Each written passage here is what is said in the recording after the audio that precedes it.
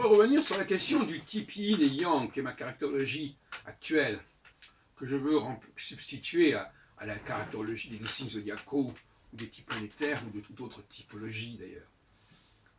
Je crois que le type yang se caractérise notamment par le goût des collections, le goût de rassembler tout ce qui concerne un sujet donné, et un sujet aussi vaste que possible.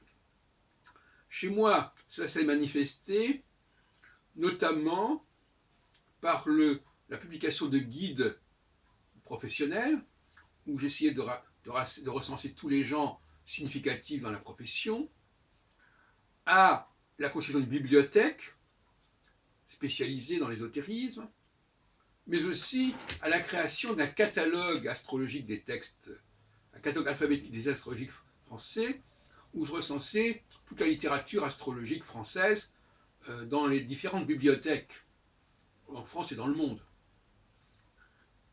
Et ça faisait partie de quelque chose qui était instinctif en moi, c'était presque normal, j'étais programmé pour ça. Je pourrais aussi dire que j'ai publié en tant qu'éditeur le répertoire chronologique nostradamique de Ben Azra, ou les ouvrages sur les heures dans le monde de Gabriel ou de Françoise Schneider-Gauquelin.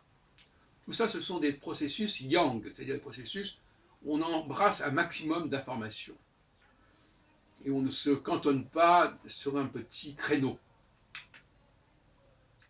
Et les gens qui sont de type yin vivent au crochet des gens du type yang, en ce sens qu'ils profitent des collections, des recensions qui ont été faites par les gens de yang pour réaliser leurs propres recherches. Et on sait très bien que certains chercheurs aujourd'hui ont largement bénéficié des services de la Bibliotheca Astrologica, donc notamment à Patrice Guinard, pour ne pas le citer. Le type yin, donc, à l'inverse, il va instinctivement préférer il va préférer, si vous voulez, s'ancrer dans un créneau, justement, et ne pas en sortir avec ce qu'on pourrait appeler des œillères, de cette manière. C'est-à-dire, il ne va pas chercher à côté, il ne va pas chercher avant, après. Non, il va creuser là, et il continue là-dedans sans trop vouloir aller voir au-dessus et au loin. D'où l'importance qu'il rencontre des gens de type yang pour qu'il ne soit pas enfermé dans quelque chose de trop étroit, de trop limité, de trop aléatoire. C'est-à-dire les choses qui sont tombées sous la main, sur lesquelles dont il a eu connaissance par hasard, etc.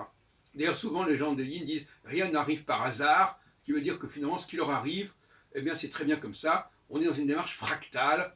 Ce qui est petit est à l'image de ce qui est en grand. Donc finalement, même si je fais quelque chose dans un tout petit niveau, dans un tout petit créneau, ben, ça vaut autant que si je fais les choses à une plus grande échelle. Donc, je crois qu'il faut quand même se familiariser avec ce type yin-yang, d'autant plus qu'il s'articule sur une cyclologie. Alors j'avais voulu faire ça il y a une quarantaine d'années avec l'astrologie sensorielle, dont est une petite brochure qui avait été encartée dans le Cosmopolitan de décembre 1976. Il y a donc plus de 40 ans. J'ai essayé d'établir une typologie par des tests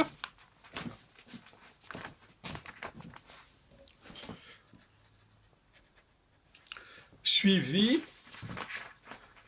d'une cyclologie. C'est-à-dire, selon le test, on avait droit à un calendrier.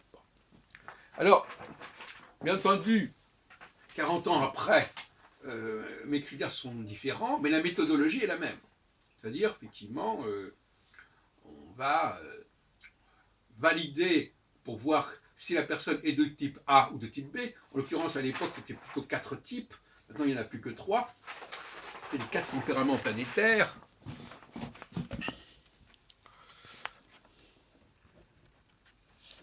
Et il y a évidemment des courbes qui sont liées à Saturne. Alors à l'époque, je travaillais sur 4 planètes, Mars, Jupiter, Saturne et Uranus. Et voilà, donc c'était pour 1977.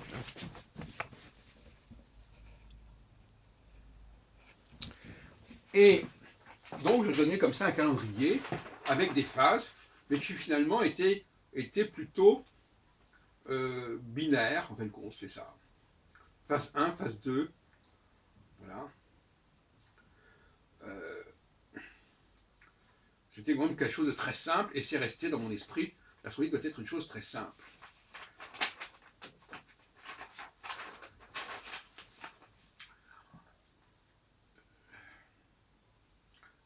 Voilà, donc